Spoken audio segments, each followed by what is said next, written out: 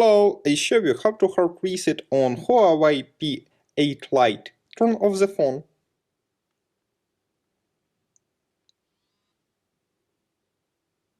Next, press and hold the power button and volume up key for a few seconds.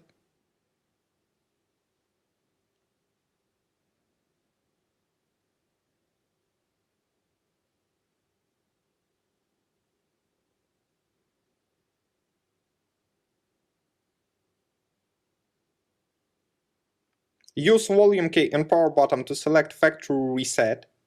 Then choose factory reset.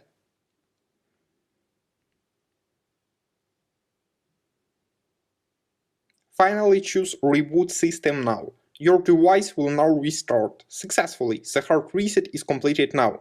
Subscribe to our YouTube channel and rate the video.